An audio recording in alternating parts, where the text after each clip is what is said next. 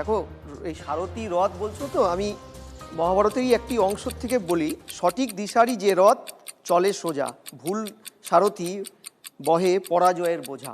শ্রীকৃষ্ণ ওই ঠিক একটা কথাই বলেছিলেন অর্জুনকে, জ্ঞানহীন সারথি রথের কপালে অভিশাপ বয়ে আনে। আমি বলছি বাংলার রাজনীতি রথের কোনোদিন ছিল না, ছোটোর থেকে দেখে এসেছি পথের রাজনীতিটাই এখানে করতো। সে কংগ্রেস করেছে, বামেদের দেখেছি, তৃণমূল তো পথের রাজনীতিটা ওরা বরাবরই করে, মমতা ব্যানার্জি জননেত্রী হিসেবে কাজ করেন, সিজন পলিটিশিয়ান।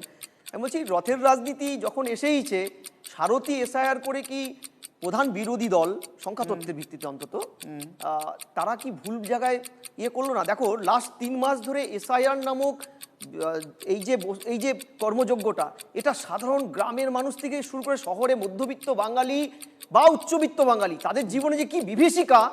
তুমি আজকের ডেটে আমি বলছি, আমার নিজের বাড়ি যেখানে আমার দ্বিতীয় বাড়ি শিলিগুড়ি, সেখানে বিশ্বকাপ জয়ী রিচা ঘোষের নাম নেই। মানে রিচা ঘোষ একটা ডাক পড়ে গেছে, ডিলিটেড বা একটা অন্য মার্ক দেওয়া।